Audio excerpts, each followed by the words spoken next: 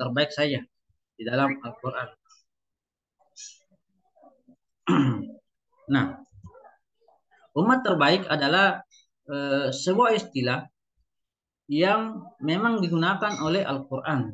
Ini tidak hanya untuk menunjukkan kemuliaan daripada umat Islam, tapi juga untuk menunjukkan bahwasanya sebagai sesuatu yang terbaik tentu memiliki tanggung jawab dalam kehidupan ini. Maka kemudian eh, konsep ini dia tidak hanya memberikan kepada kita keunggulan secara spiritual, tapi juga mengajarkan kepada kita tentang bagaimana tanggung jawab kita dalam segi moral, dalam segi etika, ataupun tanggung jawab kita secara sosial.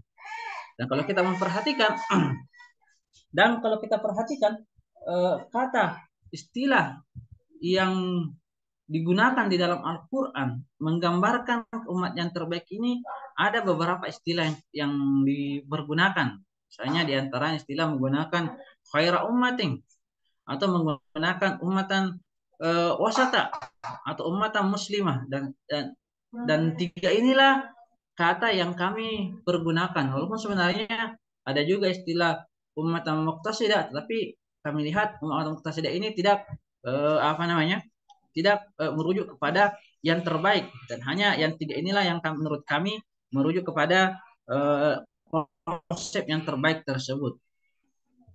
Nah, apa rumus masalah daripada makalah yang kami buat itu tentang yang pertama untuk membahas tentang apa makna daripada konsep umat terbaik tersebut di dalam Al-Quran. Dan yang kedua, bagaimana menjadi umat terbaik, atau dengan kata lain apa syarat-syaratnya sehingga kemudian kita bisa menjadi umat yang terbaik, dan nilai-nilai apa yang bisa kita ambil daripada umat terbaik ini yang disampaikan oleh Al-Quran. Nah, kemudian kita lihat dulu makna kata ummah di dalam Al-Quran. Kata umat ini merupakan bentuk mufrad yang jamaknya adalah umam. Berasal daripada kata amma ya ummu, yang berarti menuju atau menjadi atau ikutan atau gerakan. Jadi sama misalnya, jadi kemudian hingga ada nanti muncul kata imam yang merupakan ikutan, ada yang kata ummu ibu, dan seterusnya. Nah, dalam kata mujam al-wasit, dalam kamus al-wasit, kata umat ini disebutkan memiliki beberapa makna. Ada yang berarti sebagai ibu, bisa juga merujuk kepada sekelompok orang yang berasal dari satu asal karena memiliki kesamaan karakteristik warisannya, kepentingannya, atau memiliki aspirasi yang sama.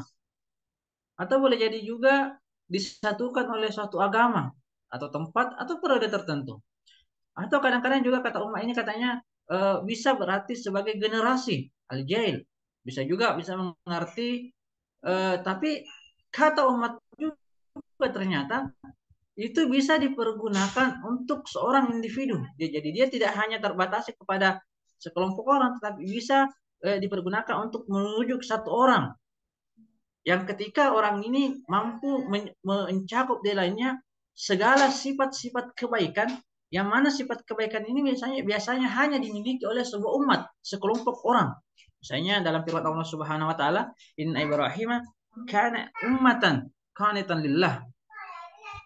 Jadi Ibrahim ini dinyatakan sebagai suatu umat.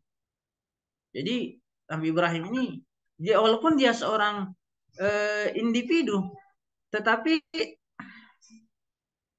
walaupun beliau seorang individu, akan tetapi beliau adalah digelari dalam Al-Quran sebagai sebuah umat, karena dikatakan oleh para ulama karena beliau ini memiliki sifat-sifat kebaikan yang hanya dimiliki oleh sebuah umat. Jadi nilai Nabi Ibrahim ini senilai dengan sebuah umat. Luar biasa sekali, menunjukkan kemuliaan daripada Nabi Ibrahim. Kedua, selanjutnya kata umat ini bisa juga berarti sebagai agama. Misalnya dalam firman surah Az-Zukhruf ini, ala ummatin inna wajadna aba'ana ala ummatin. Kami mendapati orang-orang tua kami, ayah-ayah kami dalam sebuah agama. Jadi dia mendapat dalam sebuah agama.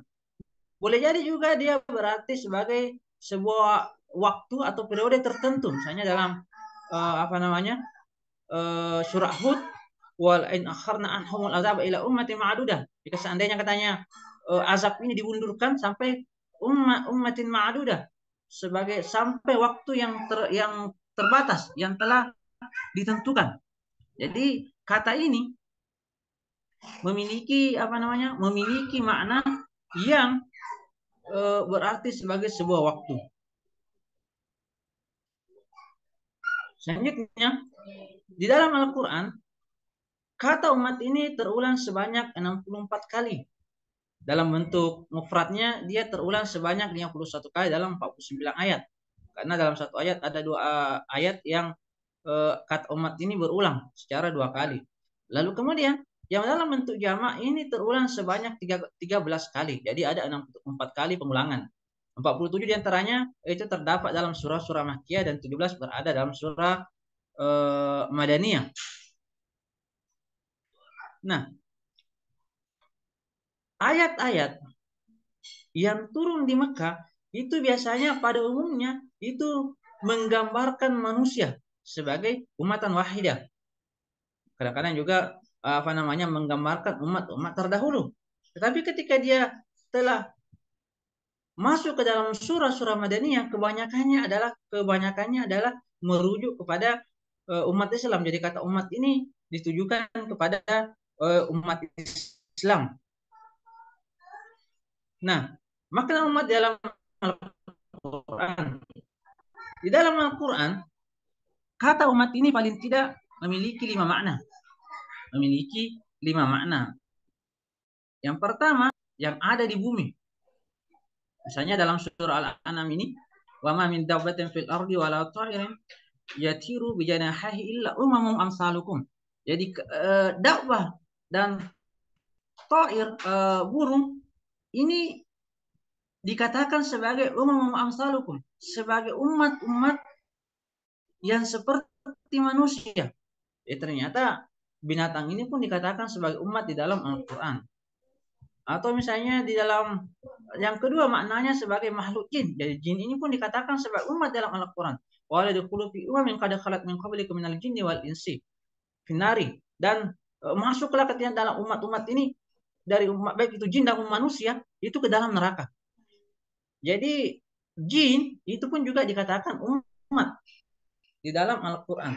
Lalu kemudian bisa bermakna sebagai waktu. Tadi telah disebutkan ayatnya. Ini juga ada ayat yang lain yang terkait dengan apa namanya Nabi Yusuf. Kemudian kata imam. Tadi juga kita telah sebutkan ayatnya bagaimana Nabi Ibrahim itu dikatakan sebagai sebuah umat. Lalu kemudian juga sebagai agama juga telah disebutkan ayatnya. Nah, seluruh makna-makna ini adalah makna-makna yang disebutkan di dalam Al-Quran. Makna-makna yang apa namanya yang disebutkan di dalam Al-Quran. Mereka merujuk jadi Al-Quran itu tidak hanya membatasi kata umat ini hanya kepada manusia, tetapi juga kepada makhluk-makhluk yang lain, baik itu bangsa jin ataupun binatang. Semuanya pun tetap dikatakan sebagai umat. Nah, namun ketika hal tersebut kata umat ini ditujukan kepada manusia, maka ini hanya beberapa makna. Bisa jadi bermakna kepada setiap generasi apa namanya? Generasi umat manusia. Generasi umat manusia misalnya umat Nabi Nuh dan seterusnya. Ini banyak kita temukan di dalam Al-Qur'an. Boleh jadi juga dia bermakna sebagai jamaah atau golongan yang menganut agama tertentu. Misalnya agama umat Yahudi, umat Nasrani atau umat Islam. Boleh jadi juga berarti sebagai kumpulan yang berbagai daripada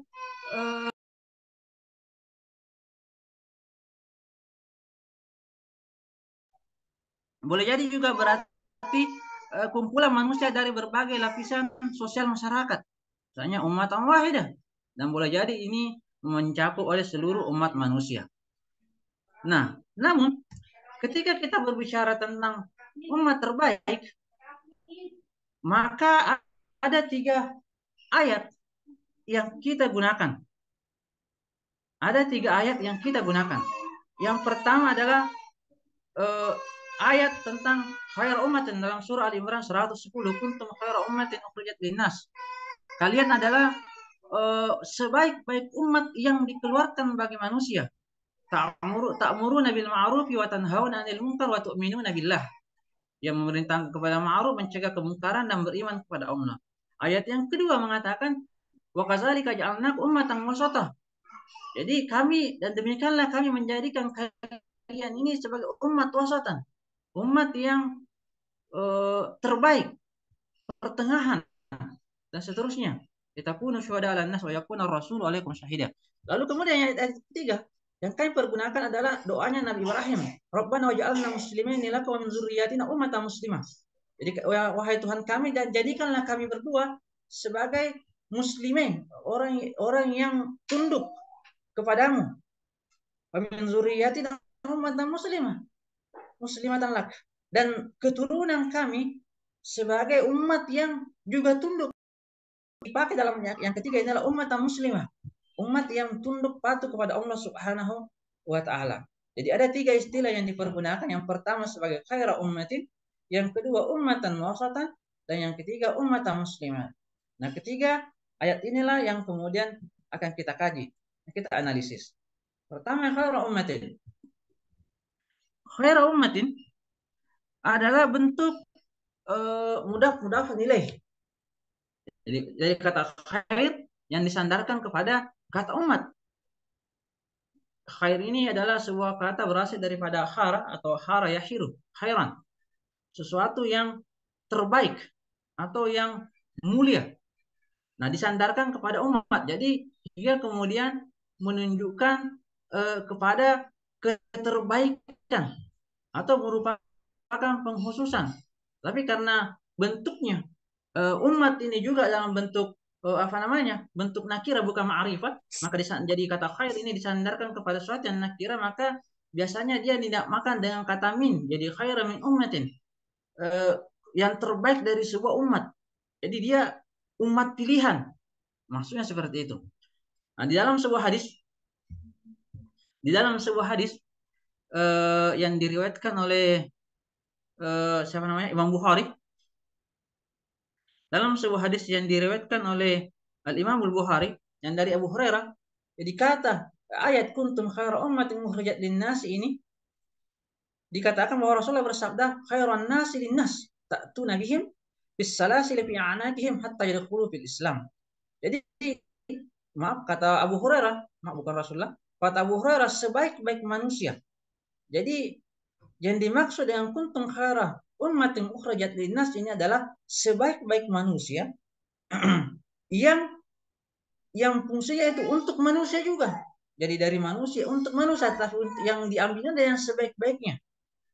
Karena kalian membawa rantai, jadi mengikat ini, memaksa manusia untuk masuk ke dalam Islam. Bukan berarti kita memaksakan agama, tetapi ingin memaksa mereka agar mereka semua bisa bahagia di surga. Ini tidak berarti hadis ini tidak menunjukkan bahwa kita harus memaksa orang masuk Islam, karena ayat mengatakan la ikraha fiddin. Tapi ingin mengajak kepada kita bahwa kita harus berusaha untuk berdakwah, mengajak orang lain ke dalam Islam. Karena kita tidak ingin selamat sendirian saja, tetapi kita juga ingin selamat bersama-sama, baik di dunia maupun di akhirat.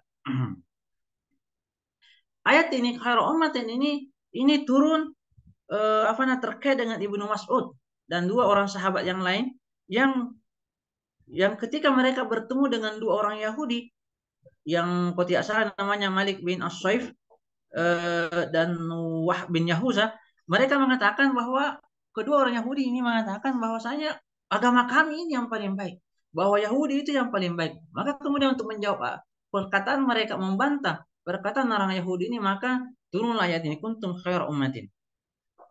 Nah, selain daripada kata khair ummatin, ada juga kata yang dia pada ayat yang kedua tadi adalah ummatan wasatan. Waj'alnakum ummatan wasatan.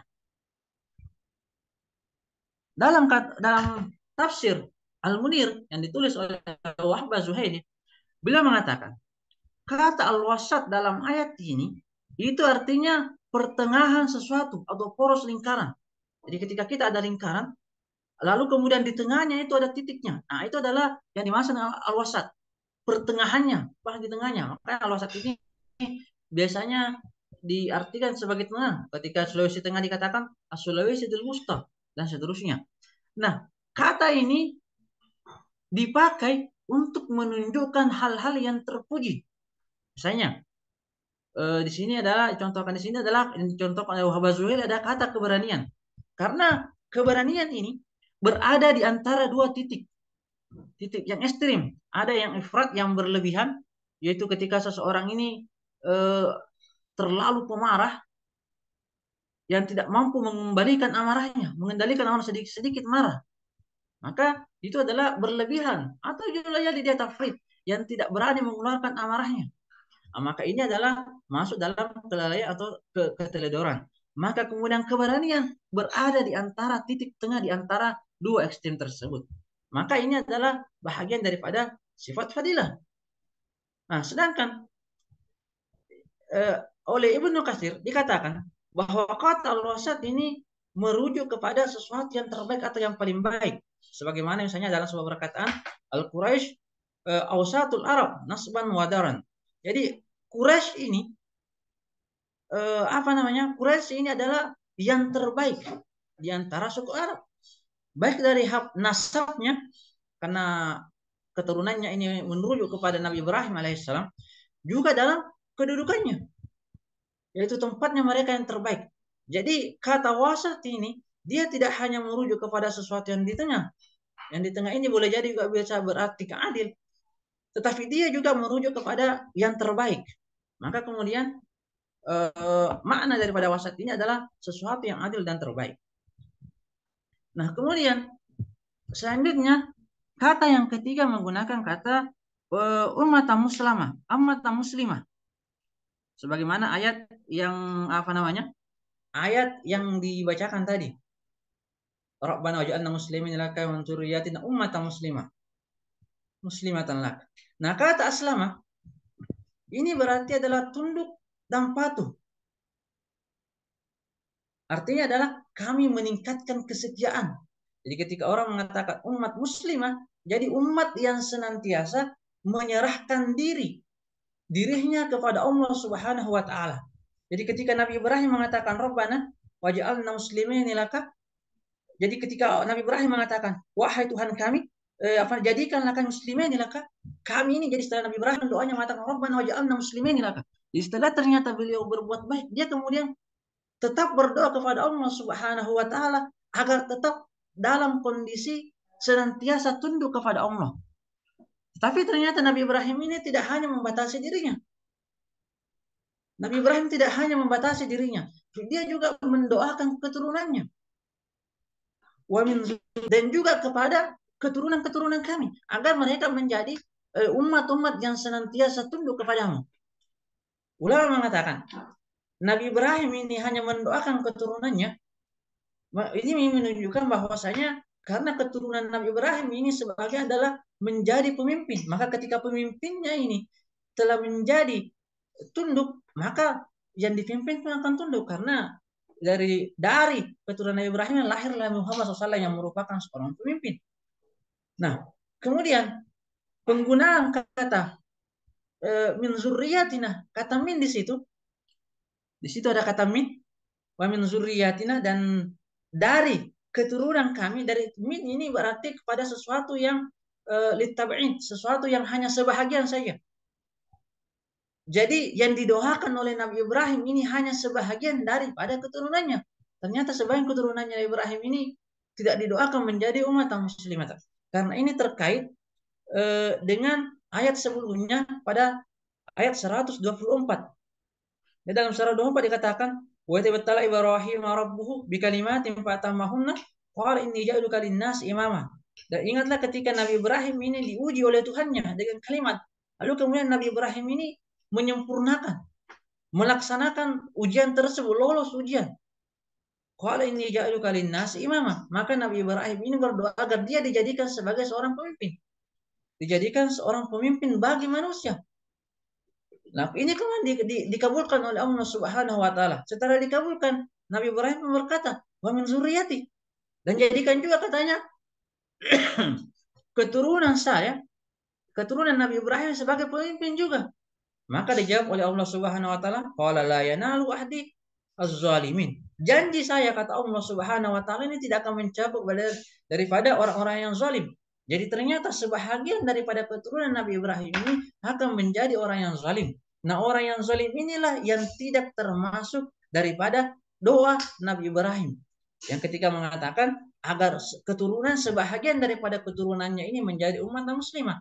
Jadi yang masuk umat muslimah adalah yang tidak zalim. Nah, inilah mana umat muslimah. Nah, oleh karena itu, dari sini kemudian kita mengambil kesimpulan bahwasanya umat terbaik yang dijelaskan di dalam Al-Quran adalah umat terbaik di sisi Allah Subhanahu wa taala. Dalam arti yang karena mereka adalah umat Islam ini adalah umat yang senantiasa tunduk dan patuh kepada Allah Subhanahu wa taala. Dan saat yang sama, mereka ini akan tidak berbuat kezaliman. Jadi selain mereka tunduk kepada Allah, mereka juga meninggalkan kezaliman. Dan kemudian mereka ini adalah umat yang wasata, umat yang adil, yang senantiasa tidak condong kepada keekstriman. Karena mereka condong, mereka kemudian bisa menjadi nanti syuhada linnas, menjadi saksi bagi pada umat-umat sebelumnya pada akhirat nanti yang akan memberikan saksi. Nah, oleh karena itu umat Islam adalah umat yang diberikan kemuliaan oleh Allah Subhanahu wa taala sebagai umat yang terbaik. Karena keterbaikannya inilah kemudian mereka kemudian diberikan tanggung jawab tugas menjadi saksi bagi umat-umat sebelumnya nanti di akhirat. Karena mereka dianggap terbaik. Karena yang bisa menjadi saksi itu adalah yang terbaik. Karena yang diharapkan dari saksi adalah mereka mampu bersikap adil. Dia mampu mengungkapkan kebenaran apa adanya. Maka yang terbaiklah kemudian yang dipilih sebagai sebuah saksi. Nah, kemudian apa saja syarat-syarat menjadi umat yang terbaik? Nah, mari kita menganalisis ayatnya. Ayat yang tadi yang kami bacakan, yaitu dalam surah Al-Baqarah ini, wa tabattal Ibrahim rabbuhu bi kalimatin fatammahunna. Ketika Nabi Ibrahim memohon kepada Allah Subhanahu wa taala karena telah berhasil melalui ujian Allah Subhanahu wa taala agar memohon kepada Allah agar juga segala keturunannya ini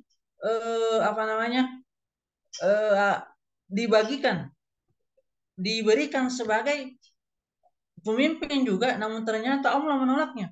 Artinya tidak menjadikan semuanya sebagai pemimpin, hanya sebahagian saja karena kezaliman. Karena sebahagian daripada umat Nabi Ibrahim ini akan melakukan kezaliman. Nah, yang tidak melakukan kezaliman inilah yang dikatakan sebagai umat muslimah. Nah, dari kedua ayat ini, maka kemudian kita bisa mengambil kesimpulan bahwa untuk menjadi sebuah umat yang terbaik, yang pertama kita harus lakukan adalah kita harus meninggalkan kezaliman. Kita harus meninggalkan kezaliman, tidak berbuat zalim, tidak menyakiti orang lain, baik itu tidak zalim kepada diri kita sendiri maupun zalim kepada orang lain.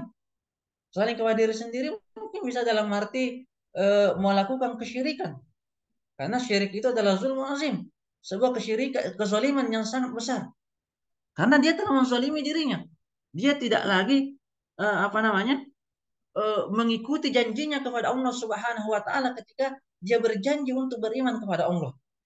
Ketika dia berjanji di alam ruh untuk beriman kepada Allah, namun ternyata ketika sampai dirinya dia tidak melaksanakan janjinya, justru bersyirik kepada Allah Subhanahu wa taala. Maka sebenarnya dia telah zalim kepada dirinya karena dia akan menyakiti dirinya di akhirat nanti. Nah, maka itu juga bentuk kezaliman. Nah, jadi syarat yang pertama sebagai sebuah umat yang terbaik adalah harus mampu meninggalkan kezaliman. Tapi ternyata setelah meninggalkan kezaliman, dia juga harus mampu bersifat patuh dan tunduk kepada Allah Subhanahu wa taala. Tunduk dan patuh kepada Allah Subhanahu wa taala. Walaupun sebenarnya boleh jadi ini kita gabungkan menjadi satu, tapi kami membedakannya untuk menegaskan bahwasanya tidak hanya menyakiti orang lain, tetapi juga kita harus mampu menunjukkan apa namanya, sikap kepatuhan dan ketundukan kepada Allah Subhanahu wa taala.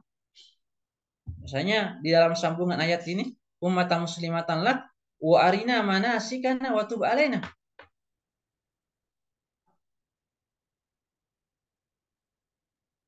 Wa arina manasikana wa tub alaina, dan perlihatkan kepada kami manasik haji.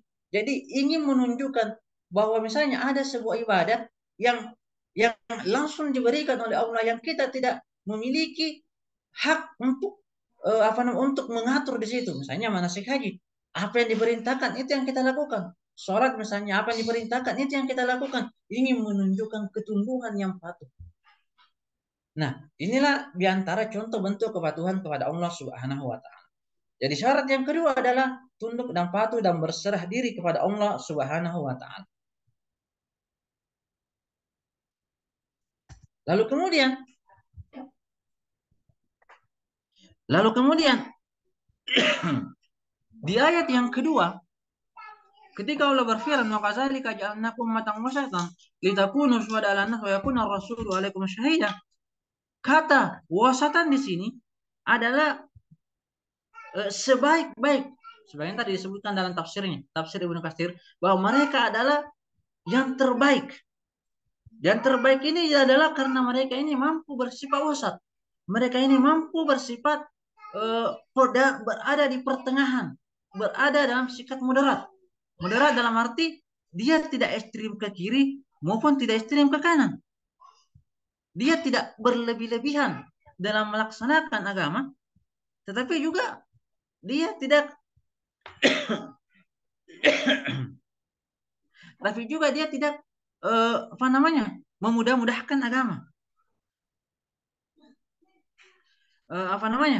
Tidak memudah-mudahkan dalam melaksanakan agama, karena perbuatan berlebih-lebihan ini dalam beragama itu dilarang oleh Rasulullah Shallallahu Alaihi Wasallam. Misalnya ketika ketika Abdullah bin Amr itu dia berlebihan dalam beribadah. Dia berpuasa pada siang harinya, malamnya, kemudian melaksanakan sholat sepanjang malam. Maka kemudian dia ditegur oleh Allah, ditegur oleh Rasulullah Sallallahu Alaihi Wasallam. Dia mengatakan, jasadmu ini jasad ini memiliki hak. Jasad ini memiliki hak. Matamu juga memiliki hak, keluargamu juga punya hak. Nah, berarti kita harus mampu menempatkan diri kita, memberikan hak. Memberikan hak, ada waktunya. Saya misalnya di hadis lain dikatakan, ketika seorang sahabat, siapa namanya, Allah, ketika ketika Hansalah melapor kepada Rasulullah SAW, bagaimana dia ini ketika merasa hanya bisa, tapi ketika kembali kepada keluarganya, sibuk dengan urusan dunianya, dia sudah tidak lagi merasakan. Beliau mengatakan kepada Rasulullah, ketika saya hadir kepada majelis ini, iman saya meningkat. Surga ini seolah-olah nampak di depan mata. Neraka ini seolah-olah nampak di depan mata. Tapi ketika kembali kepada keluarga, sibuk dengan urusan dunia, itu lupa semua. Maka kemudian oleh Rasulullah dikatakan, ya Hansalah saat masa, bahwasanya segala urusan itu ada waktunya. Maka artinya kita harus mampu bersikap seimbang. Tapi bersikap seimbang ini bukan berarti dia kemudian bersikap malas-malasan yang kemudian melalaikan kewajibannya dalam beragama. Maka oleh karena itu, umat yang terbaik itu adalah yang mampu bersikap moderat. Dia memperhatikan rohaninya, juga memperhatikan memperhatikan jasadnya. Kita ini tidak hanya yang sibuk mengejar akhirat lalu melupakan dunia, atau sibuk mengejar dunia lalu melupakan akhirat, tetapi keduanya harus mampu berjalan seimbang. Dalam sebuah kadang istilahkan ulama itu sebagai apa namanya? Ruhbanul lail wa fursanun nahar. Jadi ketika malam menjadi ruhban, rahib, tapi ketika siang dia menjadi fursan. Dia sebagai seorang pejuang. Dalam arti dia memiliki keseimbangan. Dia memiliki waktu untuk mencari akhiratnya, tapi pada saat yang sama dia juga memiliki waktu untuk dunianya. Ada sebuah keseimbangan. Nah, kemudian yang selanjutnya, syarat umat terbaik selanjutnya juga dijelaskan dalam surah Ali Imran ini. Dalam surah Ali Imran sangat jelas dikatakan apa namanya? Sangat jelas dikatakan syarat sebagai umat yang terbaik. Kuntum khairu ummatin ukhrijat linnas ta'muruna bil ma'rufi wa tanhauna 'anil munkar wa tu'minuna billah. Jadi ada 3 syarat yang disebutkan di sini, yaitu menyuruh berbuat yang ma'ruf. Yang ma'ruf itu artinya sesuatu yang baik. Yang baik ini bukan sesuatu yang baik yang dikenal, yang juga telah dikenal oleh masyarakat, dan umat Islam ini tidak mengingkari kebaikan hal tersebut. Maka dikatakan sampai ma'ruf, sesuatu yang telah terkenal. Begitu juga dengan mungkar, meninggalkan yang mungkar adalah sesuatu yang telah diingkari oleh Islam, diingkari oleh umat Islam sebagai sesuatu yang buat dosa kepada Allah Subhanahu wa taala. Dan yang ketiga adalah beriman kepada Allah Subhanahu wa taala. Ayat ini menegaskan 3 ketentuan tentang syarat menjadi umat yang terbaik. Jadi menyuruh berbuat baik, mencegah daripada kemungkar, dan beriman kepada Allah Subhanahu wa taala. Nah, adapun kata kuntum khaira ummatin, kata kuntum di sini ini kalau kita lihat ini berbentuk apa namanya? Berbentuk berbentuk masa lampau. Jadi dulu ini katanya kalian ini umat yang terbaik. Bagaimana sekarang? Maka kemudian nanti kita menemukan perkataannya Umar dalam kitab-kitab tafsir mengatakan ayat ini sebenarnya untuk li awwalina takunu li awwalina wala takunu li akhirina. Ini ayat ini untuk yang di generasi pertama, tapi bukan untuk generasi terakhir. Walaupun kemudian tetapi Umar bin Khattab juga menjelaskan di tempat lain mengatakan bahwasanya khaira ummatan ini bisa diraih ketika kita mampu memenuhi syarat-syaratnya. Sebagaimana bagaimana generasi pertama Rasulullah SAW itu mampu meraihnya karena telah mendapatkan memenuhi syarat-syarat yang ini. Tetapi oleh penafsir yang lain dikatakan bahwa kata kuntum di sini ini berarti antum. Artinya dia tidak merujuk kepada sesuatu yang bersifat lampau, tetapi merujuk kepada sesuatu yang sekarang dan sementara berlangsung. Karena kata kuntum ini kadang-kadang juga berarti antum.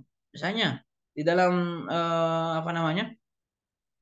Di dalam Al-Qur'an dikatakan waskuru is kuntum qalilan waskuru is kuntum qalilan fakastarakum.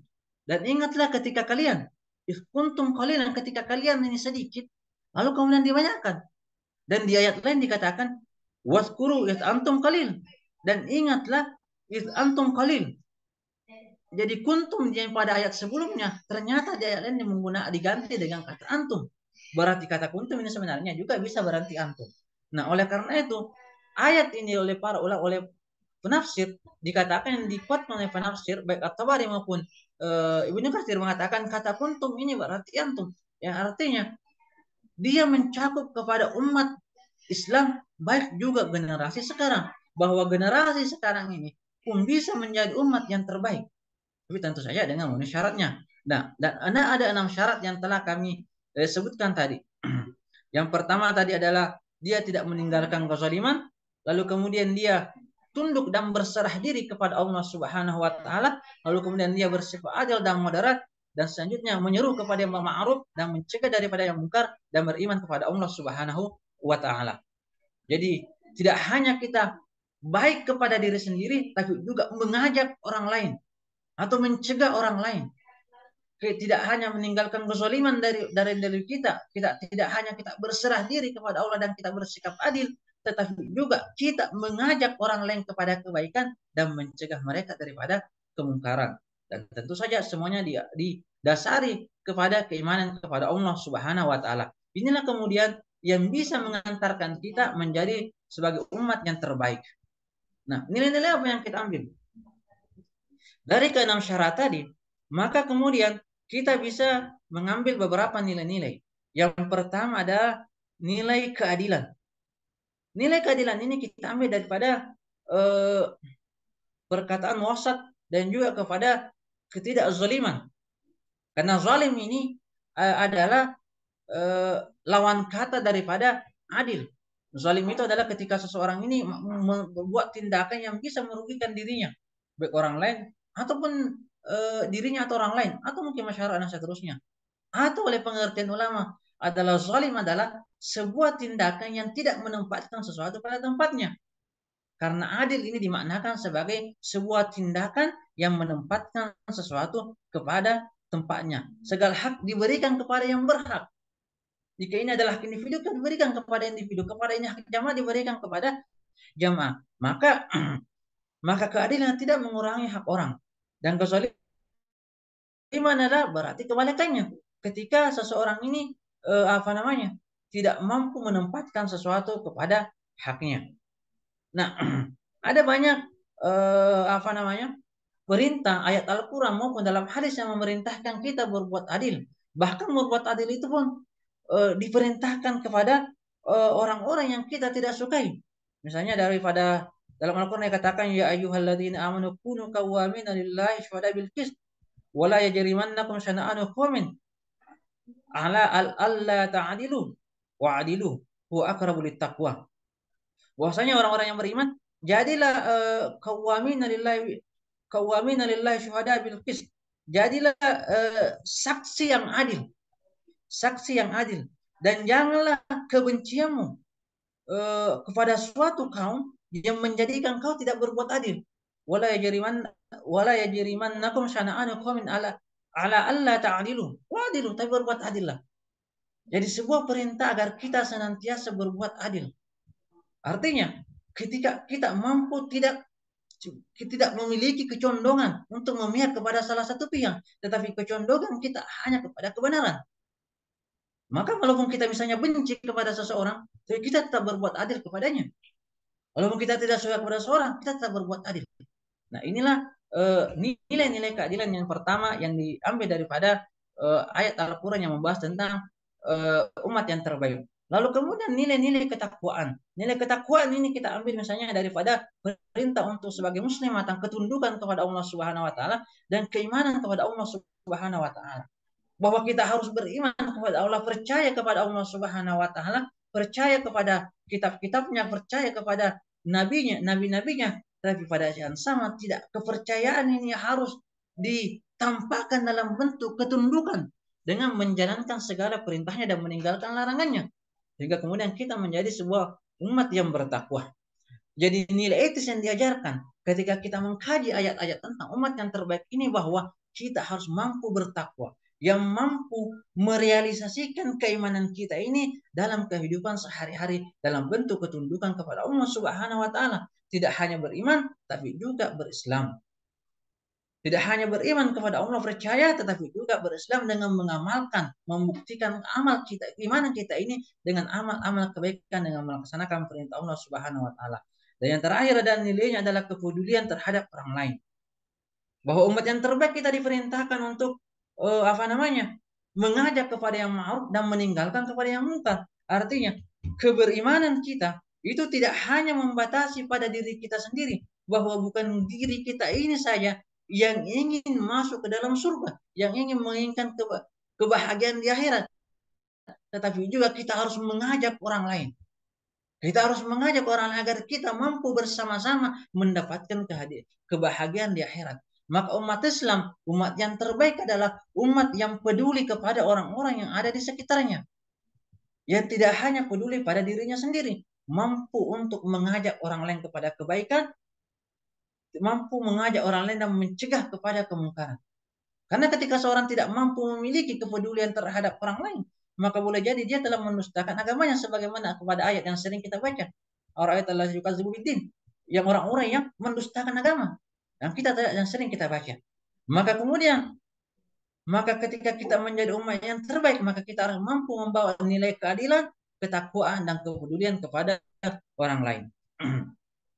Terima kasih. Mungkin itu yang bisa kami presentasikan. Masukan, kritikan, dan tanggapannya serta sarannya kami sangat harapkan. Terima kasih. Kembali kepada moderator.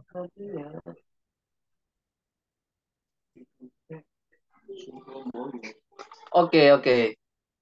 Terima kasih pemantik kita yang telah menjelaskan ataupun memaparkan daripada konsep umat dalam perspektif Al-Quran itu sendiri. Tentu pada sesi selanjutnya adalah kita memberi kesempatan kepada teman-teman sekalian, entah sumbangsi berupa kritikan, saran ataupun tanggapan yang berkenaan tentang umat ini.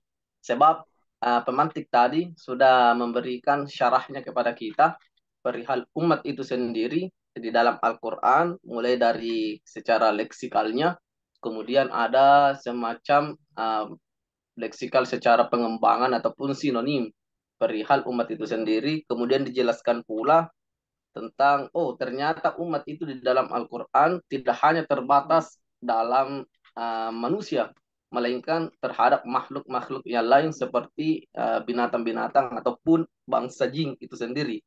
Kemudian pula ada yang menarik bahwa dikatakan per individu khususnya Nabi Ibrahim itu dikatakan sebagai umat. Ini yang menjadi keunikan daripada konsep umat itu sendiri.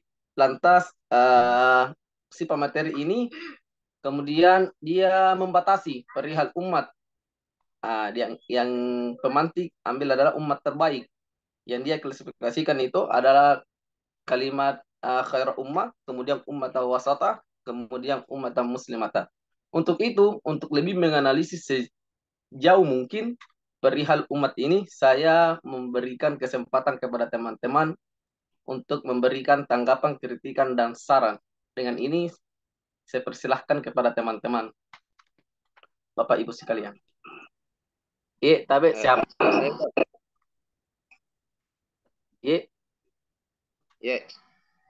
Yasin insyaallah.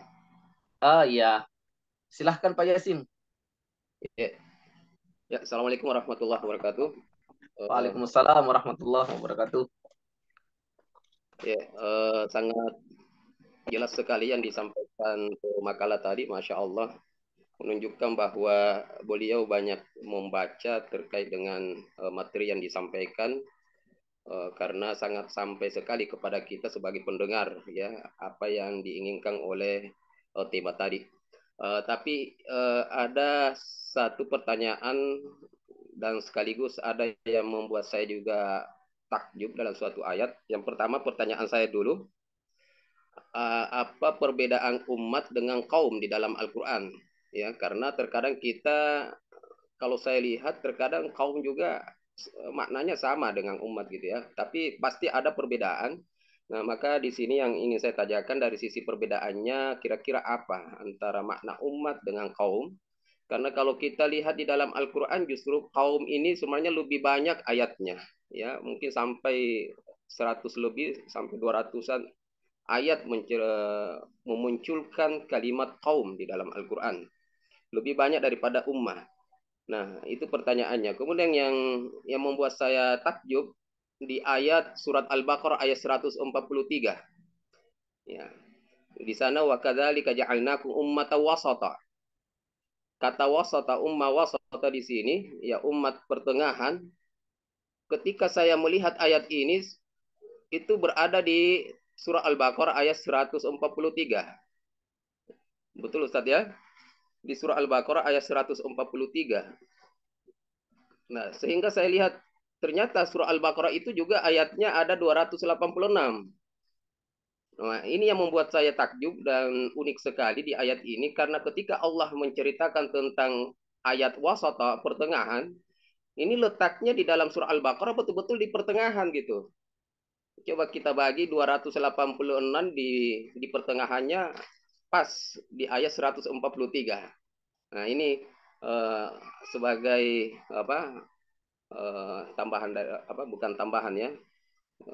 Nah, itu mungkin yang bisa saya sampaikan. Syukran. Wassalamualaikum warahmatullahi wabarakatuh. Waalaikumsalam warahmatullahi wabarakatuh. Ya, selanjutnya kepada Bapak Ibu sekalian. yang hendak memberikan tanggapan, sarannya, ataupun kritik, dipersilahkan.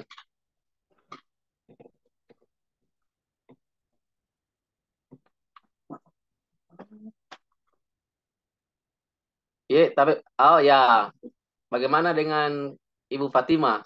Kami persilahkan.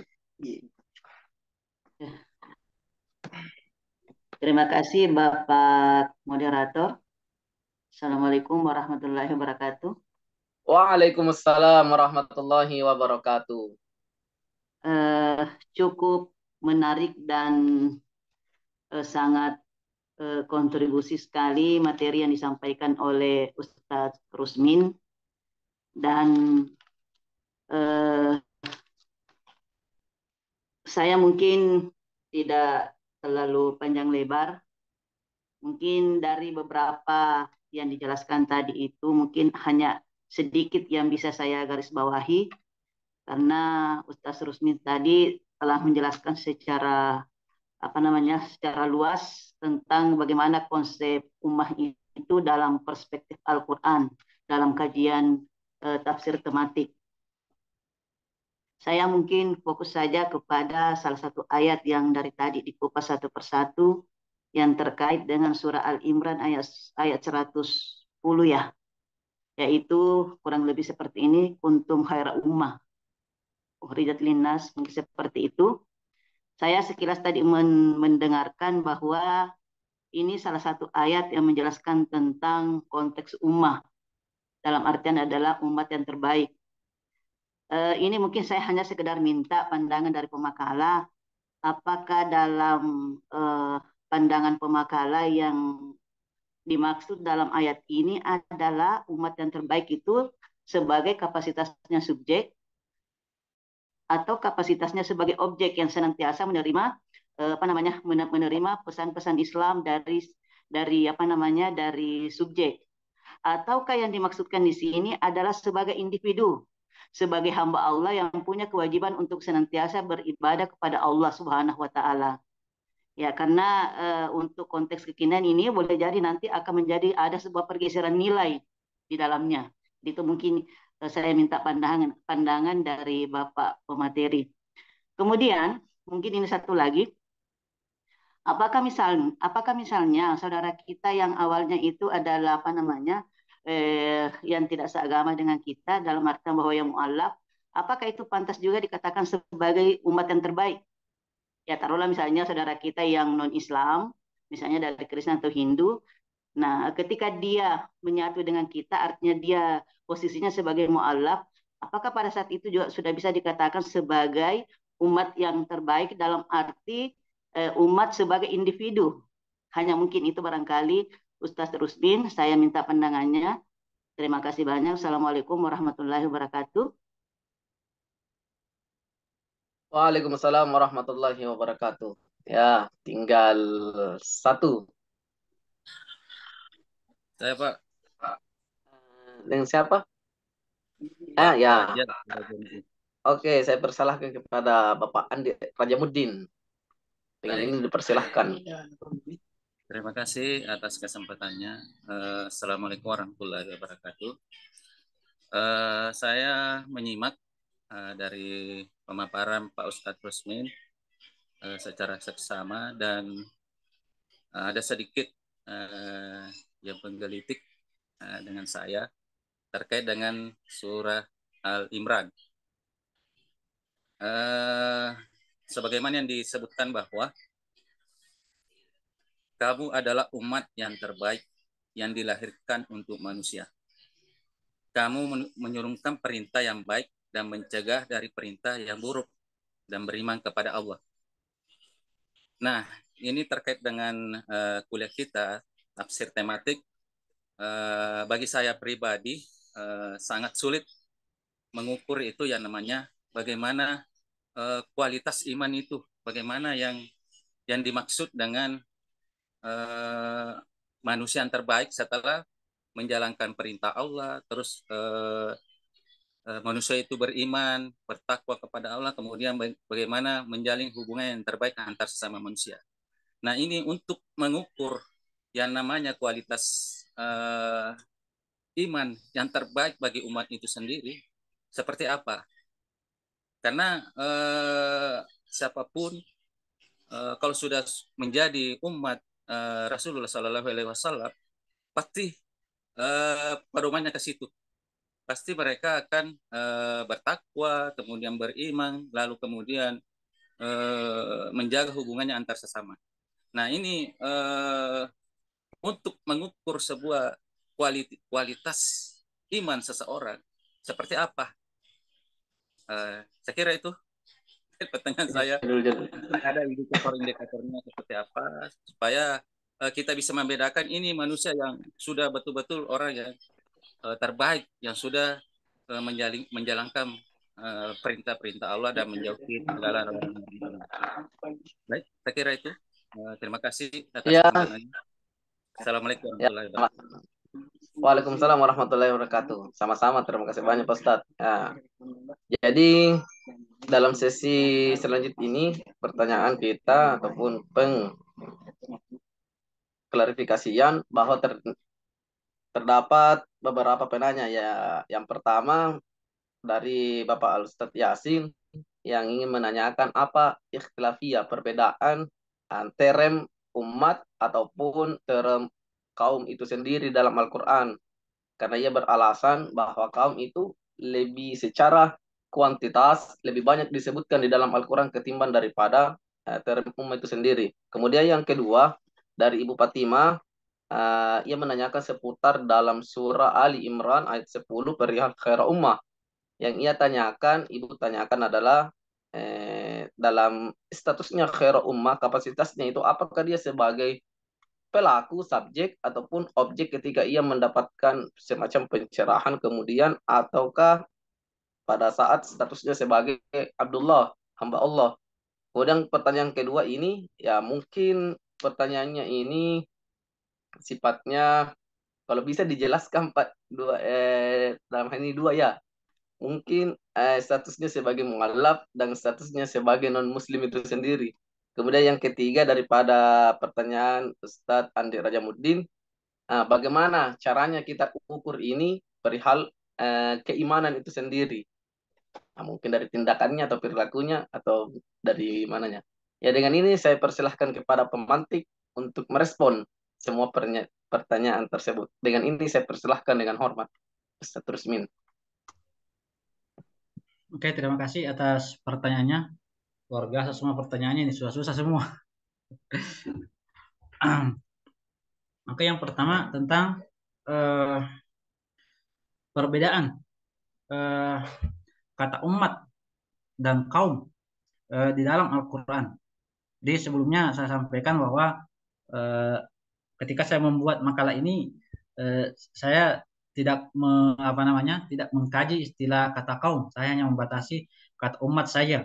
Jadi untuk bagaimana makna perbedaan sebenarnya kata umat dan kaum ini saya tidak bisa jelaskan dalam penggunaannya di dalam Al-Quran. Tapi kalau kita perhatikan sebahagian ayat-ayat Al-Quran, kata kaum ini kayaknya ditujukan hanya kepada manusia saja, tidak ditujukan kepada selain kepada manusia, atau mungkin ada ayat yang saya tidak hafal tentang yang berkait dengan selain kepada manusia. Tapi kayaknya seperti itu. Jadi kata umat dan kaum ini kemungkinannya memiliki makna yang sama, tetapi mungkin ada perbedaan sedikit. Mungkin bisa nanti jelaskan oleh dosen pengampu kita Ustadz Muhammad Irham. Kemudian terkait dengan ayat kuntum khaira ummatin ukhrijat linnasi ta'muruna bil ma'ruf wa tanhauna 'anil munkar wa tu'minuna billah. Ayat ini apa namanya? Maaf. Ayat ini adalah sebenarnya begini. Dia merupakan anugerah yang diberikan oleh Allah Subhanahu wa taala. Kemuliaan yang diberikan Allah kepada umat Nabi Muhammad Shallallahu alaihi wasallam. Karena dia diberikan keistimewaan yang tidak diberikan kepada umat yang lain. Misalnya dia akan menjadi sebuah saksi pada hari akhirat kelak. Dia menjadi yang terbaik bagi manusia.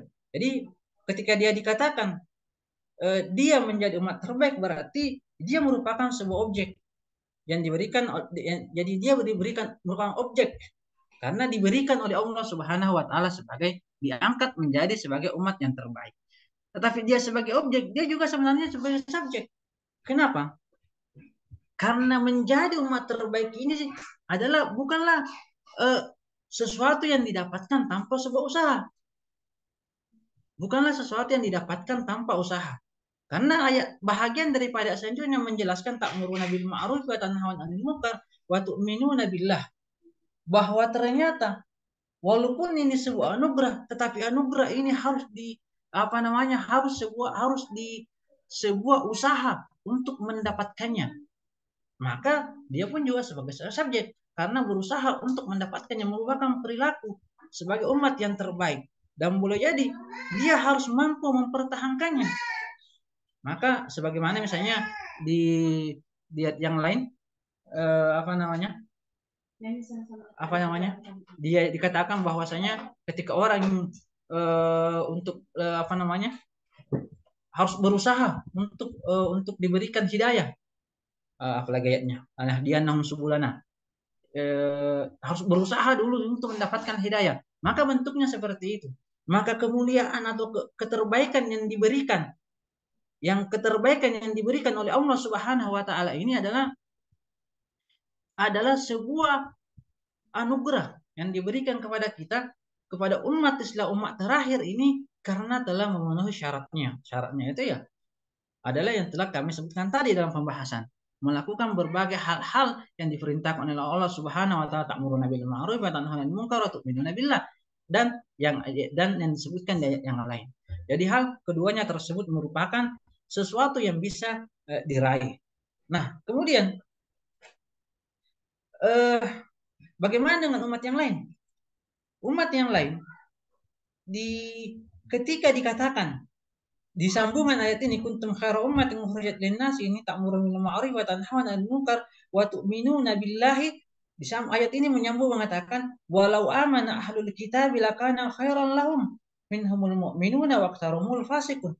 Seandainya katanya orang ahlul kitab ini beriman, maka itu akan lebih baik bagi mereka. Minhumul mu'minuna wa aktsarumul fasiqun. Ada bahwa sebahagian mereka ini ahlul kitab, Yahudi Nasrani ini ada yang beriman, tapi sebahagian besarnya adalah berbuat fasik. Kata lau di sini yang sudah dijelaskan minggu lalu oleh Ustaz Irham, bahwa lau ini berarti sesuatu yang tidak mungkin. Seandainya beriman semua ini orang ahlul kitab, tentu mereka menjadi khair juga. Artinya ketika umat selain daripada umat Islam ini, umat yang tidak beriman ini, ketika mereka tidak memiliki keimanan, maka mereka tidak akan dikategorikan sebagai khair, sebagai khairul ummah. Tetapi ketika dia telah beralih kepada keberimanan, maka dia juga menjadi menjadi bahagian daripada umat yang terbaik. Maka karena syaratnya adalah keimanan. Syaratnya adalah keimanan. Maka ketika dia misalnya mu'allaf lalu kemudian beriman, maka dia kemudian menjadi bahagian daripada umat yang terbaik ini. Kemudian yang perlu saya sampaikan bahwasanya perintah untuk pelaksanaan syarat-syarat menjadi umat yang terbaik ini adalah perilaku daripada sebuah individu. Di dalam Islam, beban itu dibebankan kepada individu. Beban itu diberikan kepada individu. Beban itu diberikan kepada setiap person, kepada setiap mukallaf. Jadi beban ini diberikan kewajiban kepada setiap mukallaf. Walaupun kemudian ada yang mungkin bersiap fardu ain, ada fardu wajib, fardu kifayah hanya sebahagian orang. Maka perintah ta'muruna bil ma'ruf ini adalah perintah yang harus dilakukan oleh umat Islam. Yang dilakukan oleh umat Islam. Dan perintah ini mungkin boleh jadi hanya dilakukan oleh sebahagian. Tetapi sebahagian ini telah mampu mencakup daripada telah memaknai daripada keseluruhan umat Islam, telah mampu membawa umat Islam ini ke dalam umat yang terbaik, kepada umat yang terbaik. Dan keterbaikan inilah yang ada kebaikan di sisi Allah Subhanahu wa taala. Jadi untuk menjadi umat yang terbaik ini adalah yang bisa diraih daripada setiap individu. Yang harus dilakukan oleh individu setiap muslim. Jadi setiap individu ini yang kemudian berubah. Nah, yang berubah untuk mengamalkan ayat ini, lalu kemudian setiap individu ini bergabung menjadi sebuah jamaah, menjadi umat, maka mereka lah mampu menjadi umat yang terbaik.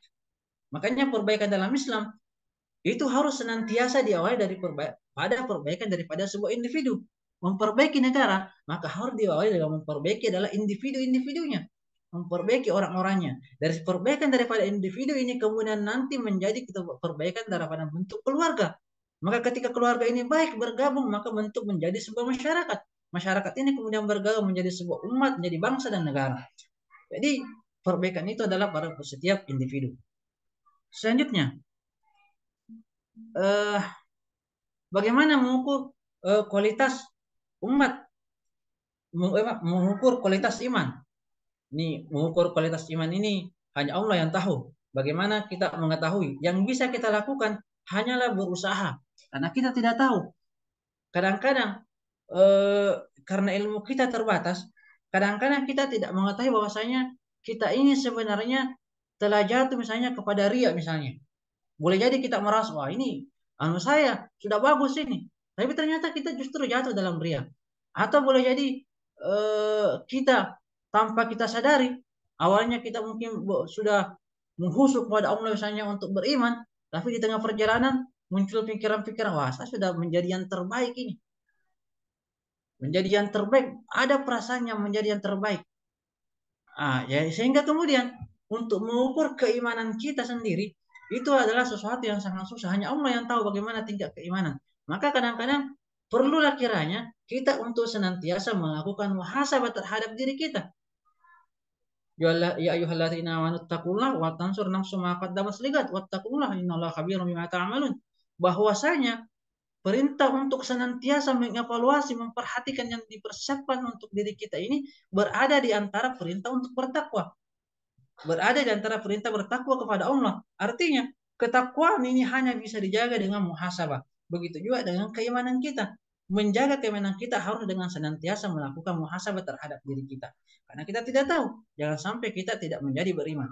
Makanya Umar bin Khattab radhiyallahu anhu misalnya, itu sampai pernah bertanya kepada Rasulullah, bertanya kepada pemegang rahasia Rasulullah SAW.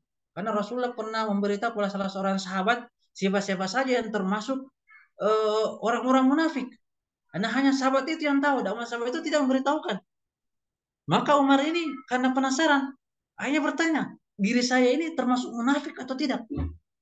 Karena jadi Umar sendiri pun tidak mampu menjamin dirinya, dia beriman. Maka ketika ditanya bagaimana cara mengukur keimanan, ya hanya Allah yang tahu bagaimana mengetahui tingkat keimanan.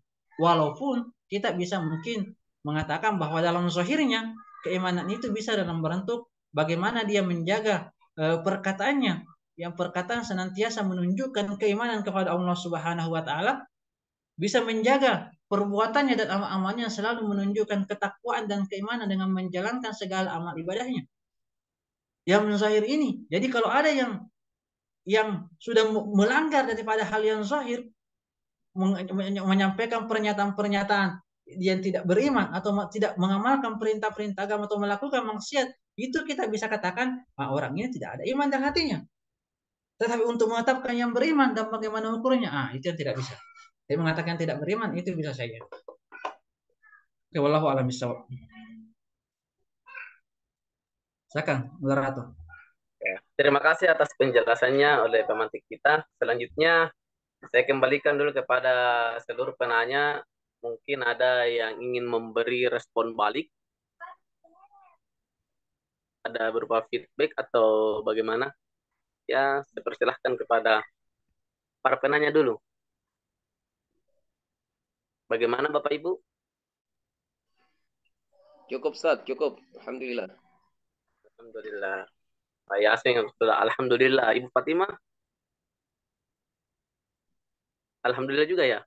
Saya mungkin sedikit Ustadz. Ya, silahkan Bu. Saya ingin mungkin dalam hubungannya tadi dengan penjelasan awal dari Ustadz Rusdin bahwa umat itu boleh juga diidentikan sebagai individu ya. Mungkin ada sedikit perbedaan saya dengan apa namanya dengan Ustaz Rusmin. Kalau tadi Ustaz Rusmin menjelaskan bahwa bahwasanya ayat ini menjelaskan tentang subjek dan objek, ya subjek dan objek ya. Nah, dalam hal arti daripada umat yang terbaik, begitu. Pokoknya kurang lebih seperti itu ya saya tangkap tadi. Kalau saya mungkin secara pribadi Ustaz, tapi mungkin ada analisis bodoh-bodoh saja karena tidak berdasar, tidak melalui apa namanya tafsir yang mendalam. Makanya saya katakan analisis bodoh-bodoh saja. Ya, ini istilahnya mungkin Pak Haider ini. Kalau mungkin yang saya pahami bahwa dalam ayat ini yang dimaksudkan adalah umat dalam konteks individu yang punya peran keumatan. Dalam artian peran sebagai dai yang senantiasa menyampaikan ajaran Islam kepada masyarakat. Jadi mungkin kalau menurut analisis saya bukan sebagai objek, tetapi dia sebagai pelaku. Ya. Dan selain sebagai pelaku, dia juga sebagai makhluk individu yang senantiasa dalam hal ini adalah hamba Allah yang senantiasa menyembah kepada Allah. Jadi punya kewajiban tersendiri adalah beriman kepada Allah. Sebagaimana poin ketiga yang ada dalam ayat itu. Barangkali Ustaz. Oh ya Bu, terima kasih atas ini sumbangsi daripada pemikiran Ibu sendiri. Kemudian aku ingin kembali kepada penanya yang ketiga ini, bagaimana dengan Pandit Raja? Apa alhamdulillah? Ya, cukup. Alhamdulillah, Ustaz, cukup. Alhamdulillah, karena semua penanya begitupun telah direspon dengan baik oleh pemantik kita. Sebenarnya masih ada 5 menit untuk lebih ini. Bagi siapa saja yang ingin menambahkan atau memberi pertanyaan, saya persilahkan kepada Bapak Ibu sekalian untuk memanfaatkan 4 menit ini sebelum kita mengalihkan kepada dosen pengampu kita. Iya, dipersilahkan. Iya, Pak Moderator. Hadir, Pak Moderator. Iya, Pak. Silahkan Ustaz hadir. Iya, kasih kesempatannya. Saya mau mengajukan pertanyaan singkat dulu. Saya mau tahu dulu jawabannya pemateri.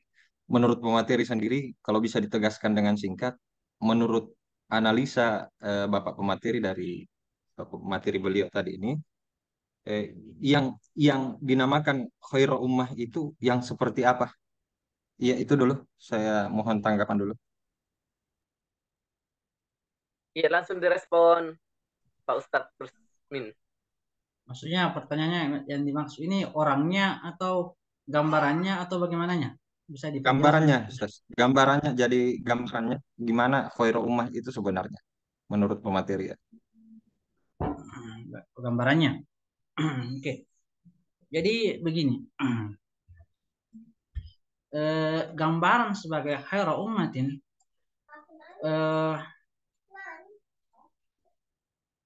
ada 2 hadis yang ingin saya sampaikan. Ini saya sebutkan di makalah.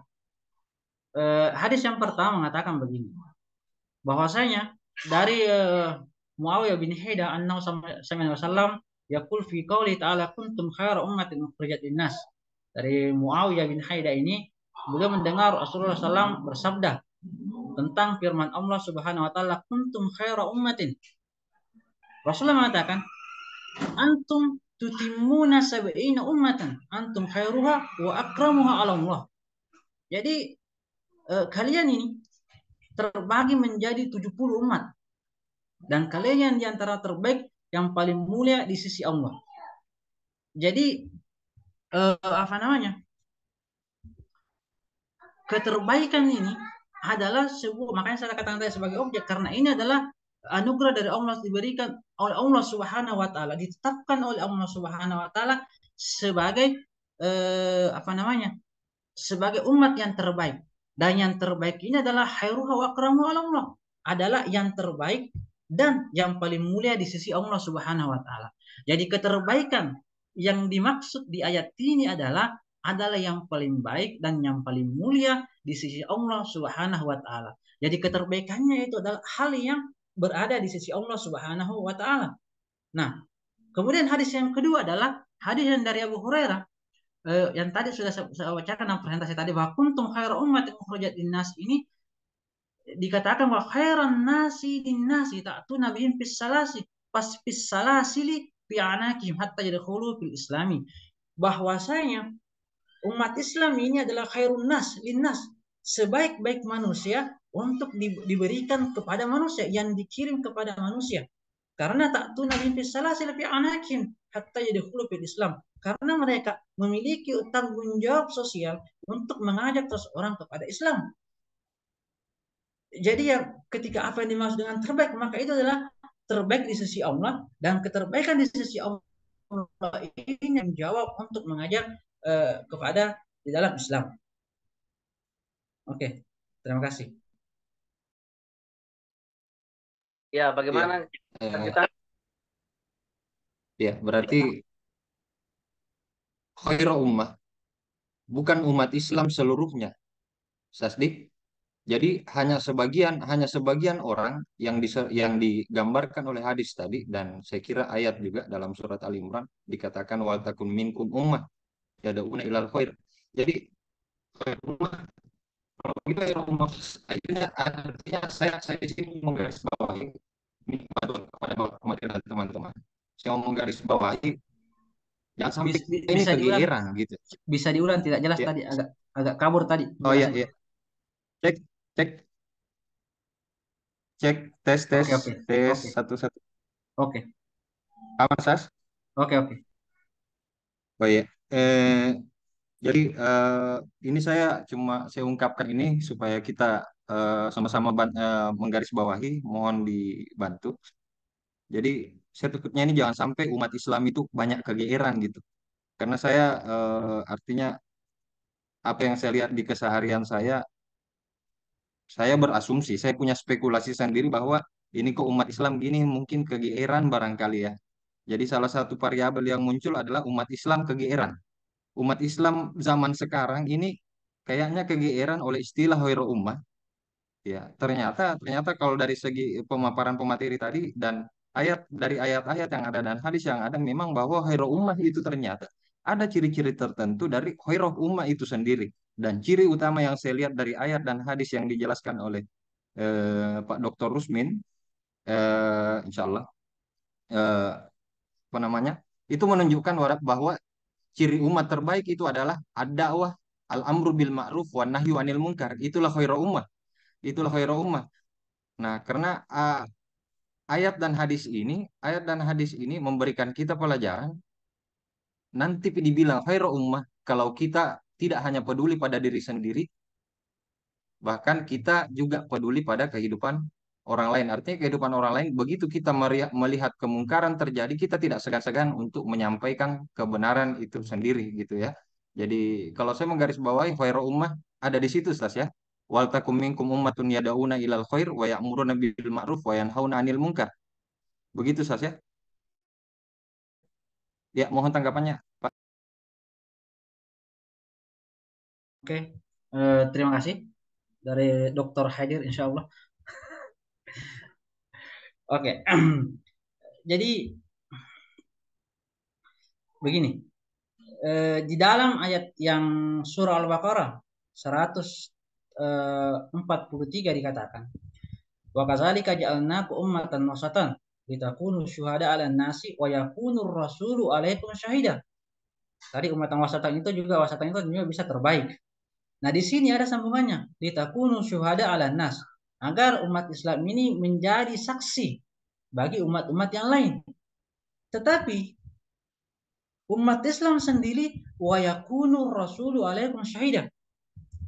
Jadi ketika kita bisa menjadi umat yang wasata, umat yang terbaik, sehingga bisa menjadi saksi bagi umat yang lain, kita juga harus mendapatkan persaksian dari Rasulullah SAW. Jadi kewasatiaan kita, keterbaikan kita ini juga harus mendapatkan legitimasi daripada Rasulullah SAW. Dan legitimasi daripada Rasulullah SAW ini hanya bisa didapatkan dengan mengamalkan ajaran-ajaran mengikuti perintah Rasulullah SAW. Maka kemudian nanti di akhirat ada orang yang mengatakan, wah saya ini umatnya Nabi Muhammad. Tapi ternyata Rasulullah tidak mengakuinya. Rasulullah tidak mengakuinya. Nah, seperti itu. Maka kemudian umat yang terbaik ini adalah bentuk menjadi umat terbaik adalah kita harus melaksanakan ajaran daripada Rasulullah Shallallahu Alaihi Wasallam. Walaupun mungkin kita tidak bisa sempurna, tapi selama kita mendapatkan pengakuan dari Rasulullah, boleh jadi kita juga akan termasuk bahagian. Walaupun mungkin misalnya kita tidak mampu melakukan amar ma'ruf nahi munkar ini sebagaimana yang lain. Karena perintah amar ma'ruf nahi munkar ini adalah perintah yang bersifat fardu kifayah. Kewajiban hanya kepada sebahagian saja. Dia tidak bukan bersifat fardu ain, tapi hanya bersifat fardu kifayah karena perlu ada sekelompok orang yang melakukan hal tersebut untuk untuk melaksanakannya. Karena tidak semua kemampuan orang yang berbeda-beda.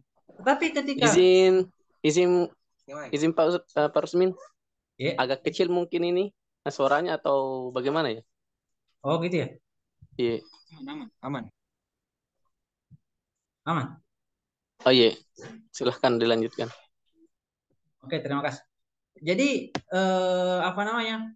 Jadi intinya adalah bahwasanya keterbaikan kita menjadi bahagian daripada umat terbaik ini haruslah mendapatkan legitimasi daripada Rasulullah Shallallahu Alaihi Wasallam, bahwa Rasulullah nanti yang akan menjadi saksi bagi kita bahwa kita benar-benar merupakan umat daripada Rasulullah Shallallahu Alaihi Wasallam.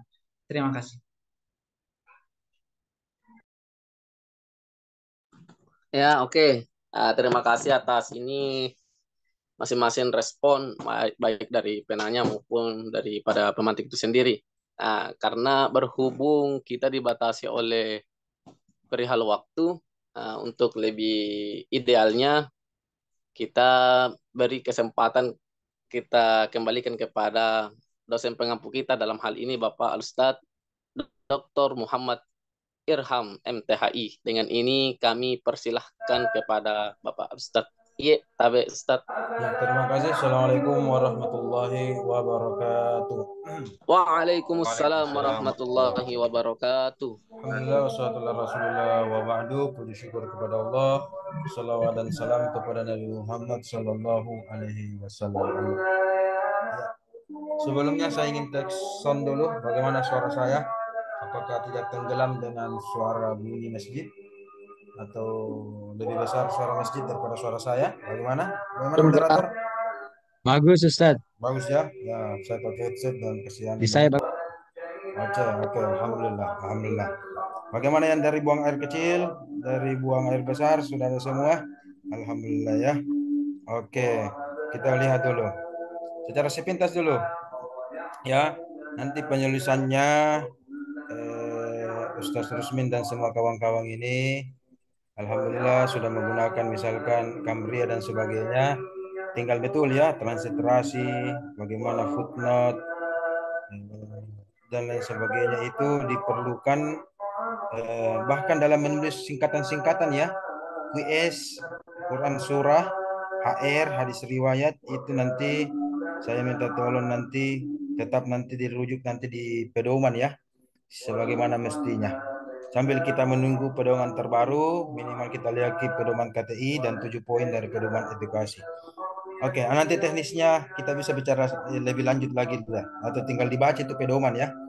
Oke, mungkin karena mungkin buru-buru atau sibuk dan sebagainya ya. Mungkin bapak-bapak, ibu-ibu sudah tahu ini semua ya. Oke, secara teknis kita skip. Selanjutnya kita lihat substansi. Tadi judulnya disampaikan adalah umat yang terbaik.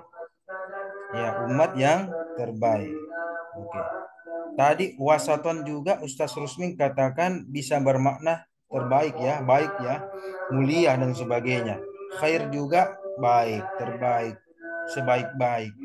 Nah, kalau muslimah itu alasannya Ustaz Rusmin mengambil ayat ini dan menghubungkan dengan terbaik, coba jawab secara singkat Ustaz Rusmin.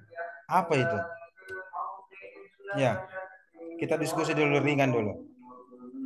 Oke, bismillahirrahmanirrahim. Ya. Jadi mengambil ayat ini karena umat muslimah ini merujuk kepada umat Islam yang merupakan bahagian daripada keturunan Nabi Ibrahim, karena Nabi Ibrahim yang mendoakan agar min zuriyatina ini katanya dari sebahagian daripada keturunan kami ini menjadi umat muslimah. Oke, skip. Tadi temanya kita ambil subtema dengan umat terbaik. Khair ummah, khair ada kata terbaiknya, baiknya. Wasatan itu kalau terbaik yang kata khair ummah itu lafalnya memang Al-Qur'an, kata khair itu memang mengarah baik. Sementara wasatan itu Anda mengambil tafsir Ibnu Katsir bahwa wasatan itu artinya baik ya, sebagaimana tadi itu dihubungkan dengan riwayat. Oke, kalau muslimah ada tidak yang mengarah juga masalah terbaik, baik atau terbaik? Selain artinya tunduk, selain juga ini adalah doanya Nabi Ibrahim. Apakah Ustaz Rusmi sudah mendapatkan clue kira-kira muslimah di sini ada tidak ulama yang mengatakan itu juga terbaik, ataukah ada indikasi riwayat atau apa dan sebagainya? Ada atau tidak? Itu saja dulu Ustaz Rusmi. Ada atau tidak? Kalau itu tidak ada, Ustaz. Tidak ada. Stop. Oke, kita lihat. Ya. Oke. Kalau begitu nanti dipertimbangkan kembali kenapa diambil ini. Sebenarnya ada tadi bahasa di makalah Ustaz Rusmi. Saya tadi lihat berapa kali skip. Ada tadi bahasa dari Ustaz Rusmi di makalahnya itu adalah umat yang ideal. Ya, ada tadi ya. Satu kata saya lihat itu ideal ya, Ustaz Rusmi ya. Ideal. Ya. Ya. Bagaimana kalau makalah ini misalkan kita arahkan kepada umat yang ideal? Yang mana itu umat yang ideal? Boleh saja indikasinya adalah khair ummah. Boleh saja yang dimaksud umat ideal adalah wasatan. Ya kan? Boleh saja yang dimaksud ideal itu apa tadi? Muslimah. Tetapi jangan berhenti sampai 3 ini Ustaz Rusmin ya. Dan semua dari tadi lebih daripada 50 ayat tentang ummah dalam Al-Quran, betul. Kalau kita lihat kata ummah yang merupakan sifat, coba misalkan ya, ummatan wasatan, ummatan muslimatan, itu kan sifat itu ya, dalam bentuk sifat ya. Ternyata bukan hanya dua ini dalam Al-Quran itu ada beberapa loh ya, beberapa yang menunjukkan hal tersebut. Misalkan ummat qaimah, ummatan qaimatan. Ya kan? Baik sekali itu ayat ini, ummatan qaimatan ya, dan seterusnya. Ini berbicara tentang ibadah-ibadah itu loh. Umat yang bagus itu qaimah, dia mendirikan banyak sekali nih. Yasjudun dan sebagainya. Kira-kira nanti pemakalah harus memberikan alasan kenapa qaimah ini tidak dikasih masuk loh. Padahal ini juga termasuk umat yang bagus. Ya, tapi sepakat dulu kita nanti nih, harus nanti pemakalah harus kita sepakat makalah judulnya ini umat yang terbaik atau umat yang ideal. Kalau umat yang ideal berarti kita nanti melihat umat yang ideal itu indikatornya apa? Di antaranya tadi muslimah, di antaranya tadi wasat. Bisa juga ini qaimah. Ada lagi dalam Al-Quran itu ummatun qanitah. Iya kan? Qanitan, iya kan? Ummatan qanitan. Kenapa tidak diambil itu? Itu juga ciri-ciri yang bagus itu dari sebuah umat yang ideal. Atau ciri umat yang bagus itu begini. Belum lagi kalau kita ambil dalam sifat itu dalam bentuk jumlah, ummatan wahidah juga. Nah, walaupun nanti ummatan wahidah ini ada nanti konotasi yang lain. Kemudian dalam bentuk jumlah itu fiil yang banyak bersambung beberapa kali dalam ummah itu Ustaz Rusmin dan semua ya. Itu Anda bisa lihat itu ummati yad'unah. Seperti ayat sebelum tadi itu ya. Ya, wal takum minkum ummatu yad'unah. Ummah yad'unah. Ya, kan ada kaidahnya itu ya. Ketika ada isim nakirah atau ma'rifah yang setelahnya jumlah bisa menunjukkan hal atau menunjukkan sifat, itu kan ada kaidahnya dalam bahasa Arab. Ummatu yad'unah. Ummah di sini dalam bentuk nakirah, yad'unah. Kemudian ada juga ummatun muqtasid. Ya, bukan dalam jumlah, ummatun muqtasid. Itu juga bisa itu. Diambil itu. Nah, kalau dalam bentuk jumlah itu bahkan 2 kali itu ummatu yahduna. Yahduna, ada yad'una, ada yahduna dari kata hidayah. Nah, dan seterusnya. Nah, jadi inilah indikator-indikator dalam melihat ummah itu merumuskan bagaimana umat yang ideal atau yang baik. Jadi kalau misalkan yang dimaksud baik di sini adalah lawan dari negatif, nah ini sebenarnya nanti. Jadi nanti dalam disertasi ibu-ibu dan bapak-bapak memang dibutuhkan nanti dari pengertian judul atau deskripsi fokus itu ya, bagaimana maunya kata tersebut, ya apa maknanya judul kita. Kalau dikatakan tadi umat yang terbaik, umat yang baik. Yang baik ini artinya the best of the best kah? Atau baik ini artinya lawan dari kata buruk? Atau bermakna positif? Berarti yang penting umat itu di sini yang Anda maksud adalah umat yang baik. Ya, bermakna positif-positif. Ya kan tadi ada kan bermakna hewan. Ya, bermakna ini dan sebagainya. Mungkin ada bermakna negatif. Berarti kita skip umat yang tidak dalam bentuk yang baik-baik atau yang positif-positif sehingga bernuansa kebaikan, maka kita bisa alihkan. Oh, ini loh yang term yang saya maksud, ya. Nah, jadi nanti baik pemakalan maupun nanti besok-besok teman-teman, bapak-bapak, ibu-ibu dalam nanti menentukan sikap judul, baik judul tafsir tematik maupun nanti dalam kedepannya membuat disertasi, ya, sehingga membuat nanti pengertian judulnya itu mengerucut. Jadi yang terbaik ini, ya, coba kita dengarkan dulu pandangan Ustaz Rusmin dulu nih. Oke, yang termasuk umat terbaik. Umat terbaik. Nah, apa yang dimaksud nih temata ini? Umat yang terbaik. The best of the best atau yang penting melakukan kebaikan atau melakukan positif atau apa di sini? Kita dengarkan dulu Ustaz Rusmin. Nah, yang dimaksud Ya, yang paling baik Ustaz. Yang paling. Ya, ada kata-kata paling ya. Kalau yang ada yang paling berarti satu ayat saja. Kuntum khaira umat saja kalau begitu. Ya. Oh, yang paling terbaik berarti ini. Nah, satu saja. Atau bisa Ustaz Rusmin katakan umat yang terbaik dalam Al-Quran, kuntum khaira ummah, tetapi Anda menggunakan metode, nah ini namanya metode tafsirul Quran bil Quran. Kita masuk kajian tafsirnya ya. Tafsirul Quran bil Quran, tafsirul Quran bil hadis dan sebagainya. Oke, kalau begitu bisa Anda arahkan yang dimaksud khairu ummah di dalam ayat ini adalah yang pertama ummatan wasatan. Ya, ummatan muslimah, ummatan qanitah. Ya kan? Ummatan muqtasidah. Ummatan apa lagi? Ummatan wahidah, ummatan qaimah, ummatan yad'una, ummatan yahduna. Nah, itulah semua nanti mengarah kumpulan itu semua. Nah, itulah ciri-ciri umat yang terbaik.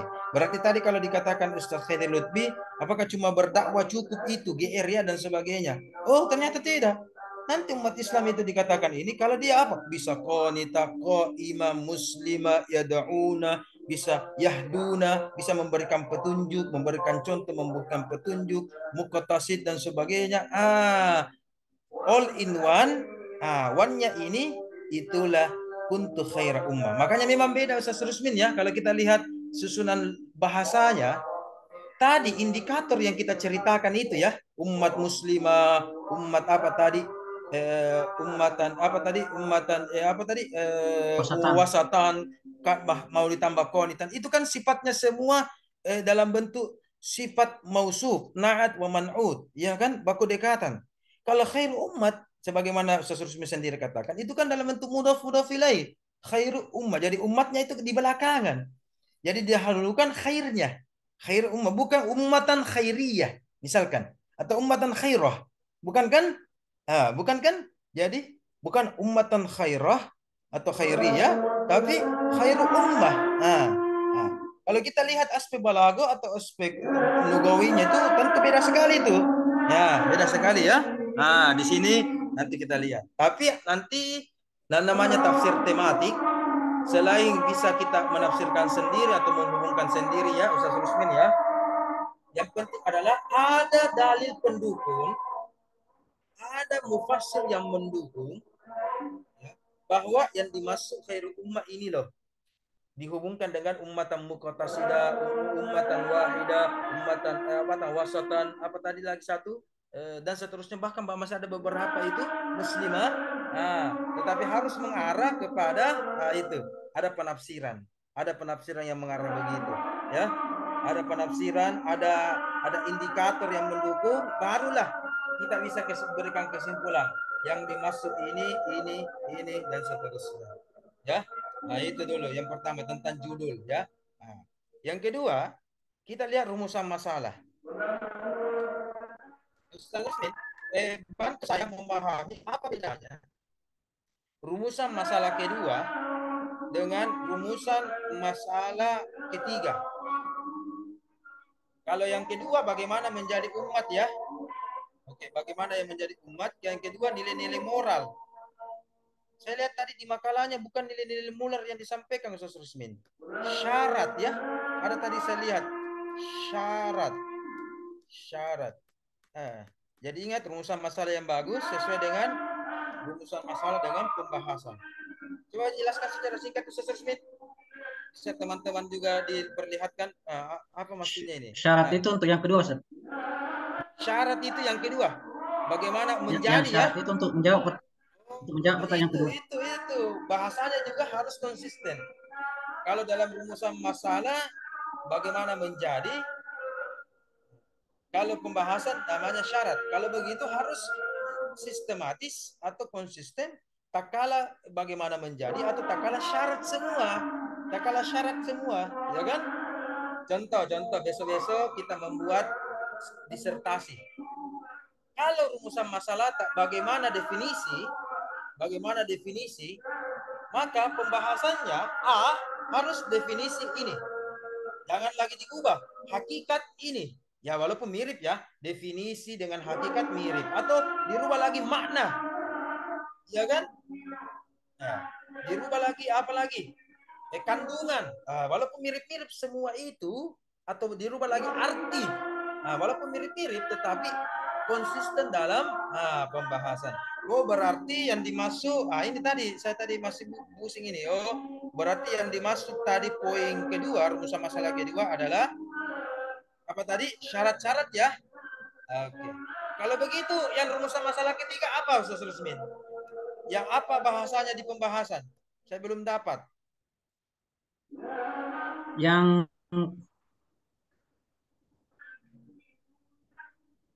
nilai-nilai etis, Ustaz. Nilai etis. Apa bedanya itu nilai etis? Apa bedanya nilai etis dengan itu, Susmin? Coba. Nilai etis dengan syarat. Karena ada beberapa poin yang mirip saya lihat itu. Ada beberapa poin yang mirip. Mana makalata? Bisa ditampilkan mungkin. Kenapa ini?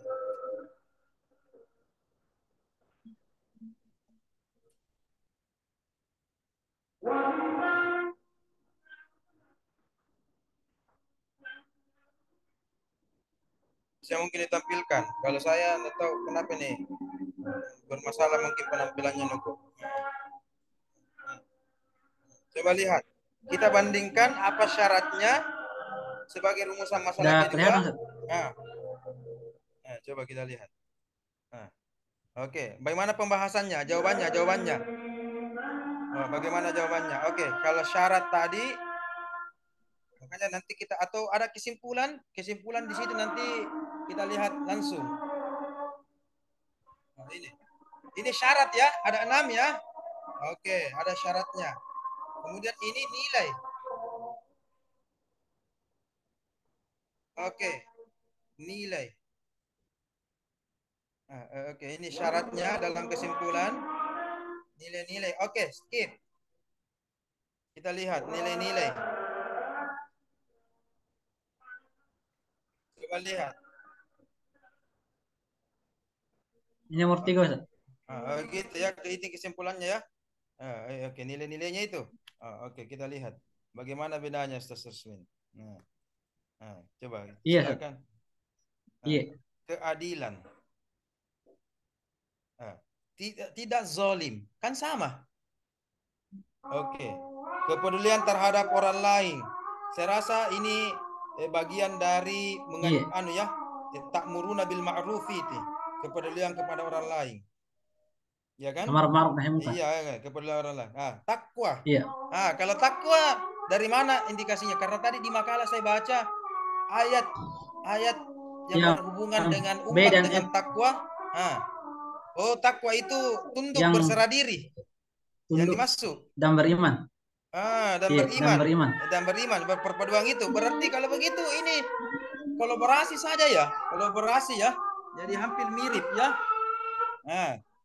Cuma 3 saja nilai-nilainya. Cuma 3 nilai-nilainya. Iya. Iya. Di sini. Di sini coba lihat. Keadilan. Oke. Tadi bagus. Mengambil munasabahnya. Surah Al-Baqarah. Ya. Oke. Ketakwaan. Di sini. Mengambil kesimpulan ketakwaan. Berarti kita simpulkan beriman tambah berserah diri sama dengan takwa. Begitu. Atau beriman tambah Islam ya. Iman tambah Islam. Ya kan? Muslimah Islam. Sama dengan takwa. Begitukah pengertian takwa? Kalau ihsan bagaimana ihsan? Moderat dari kemana? Moderat ini ke bisa keadilan. nanti Kezaliman dan moderat masuk ke keadilan. Oke, begitu. Kalau begitu ini sebenarnya masuk epistemologi ya, Ustaz Rusmin ya. Sebenarnya tinggal satu ini dikurang, yaitu aksiologi. Aksiologinya. Jadi orang kalau terbaik itu manfaatnya apa loh? Misalkan, coba lihat siapa tahu ada ayat-ayat tentang umat yang baik ini. Nanti ayat-ayatnya di situ bisa mengarah ke siapa tahu ada kata-kata rahmat Allah, ada kata-kata surga, ada kata-kata ridwanullah di situ. Atau ada kata-kata indikasi apa di situ sehingga menunjukkan keselamatan secara aksiologi maupun di dunia maupun di akhirat ya. Ini mungkin bagian dari epistemologi ini. Tinggal satu lagi tambah Ustaz Rusmin. Tadi sempat dibahas. Syuhada dengan syahid ya. Wa yakuna rasul syuhada linnas dengan syahid itu pada rasul ya. Yakuna rasul syahida. Syahid ini atau saksi menjadi saksi bukti dan sebagainya. Harusnya ada nanti dalam bentuk indikator di sini kita tambahkan Ustaz Rusmin. Ya, apakah masuk di situ? Jadi nanti saya rasa ini syarat atau nilai-nilai bisa digabung itu ya. Ya. Syahid itu dengan syuhada bisa digabung di sini. Ya, di sini tidak kira-kira apa yang yang menunjukkan syahidat di sini Ustaz Rusmin. Belum ada ya syahid. Indikator yang kata-kata syahid. Belum ada. Di situ bisa ditambahkan itu. Jadi kita bahasanya yang tepat syahid. Jadi ada kata dua situ, syuhada dengan syahid. Syahidah.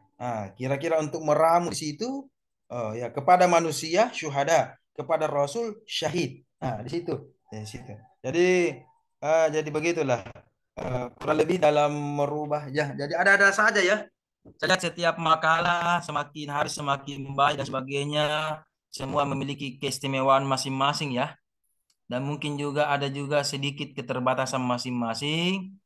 Jadi semakin berkembang makalah, semakin ada juga plus minusnya dan sebagainya.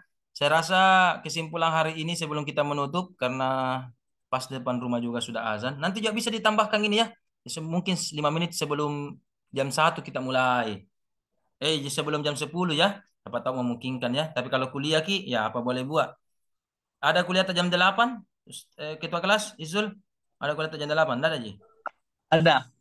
Oh ada ya. Ada ya. Jadi memang peralihan ya. Oke, kalau begitu tidak bisa kita percepat dari jam 10. Yang bisa kita lakukan ya kalau bukan pas-pas atau kuranglah 5 menit ya. Sudah pas juga ini. 1 menit lagi sebelum jam 15 ya. Jadi diramu baik-baik. Kalau kemarin itu ada kajian tekstual, intertekstual, kontekstualnya, ya kan?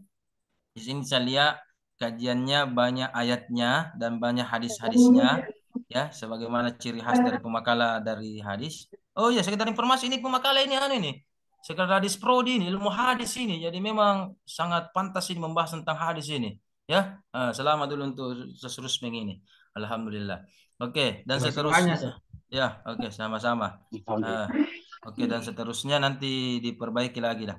Kata-katanya juga ya, dilihat kezoliman, zolim itu DZ kah kata-kata yang benar di pedoman KTI. Allah SWT itu singkatan yang benar di KTI bagaimana, KBBI zolim itu bagaimana, dan seterusnya dan seterusnya. Saya rasa tadi banyak sudah hal yang dibahas dari pemakalan dan dari penanya itu berkembang ya. Berarti saya hanya sedikit mengarahkan kerangkanya ya. Kerangka umumnya dalam kajian tafsir itu begini, kita hubungkan dulu, jadi startnya dulu begini, ayatnya itu tadi bisa kita ambil konita apa dan sebagainya. Adapun pengembangan-pengembangan, itu tentu bisa kita kembangkan sesuai dengan kekinian dan sebagainya. Oke, sudah pas pukul 12. Alhamdulillah. Terima kasih atas waktunya. Ya, ya selamat kepada ketua kelas, moderator, pembakala dan semuanya atas meluangkan waktunya dan kesempatannya pada pertemuan hari ini. Oke, demikian dari kami. Kita bertemu karena Allah dan kita juga berpisah karena Allah. Saksikan episode berikutnya. Hadis tematik masih bersama kita semua. Muhammad Irham. Assalamualaikum warahmatullahi wabarakatuh. Terima kasih. Ya, ayo kita sholat. Waalaikumsalam Iya, warahmatullahi iya, makasih. Ya, selamat semua. Ya, iya. Assalamualaikum. Oke, oke. Iya, ayo Bu.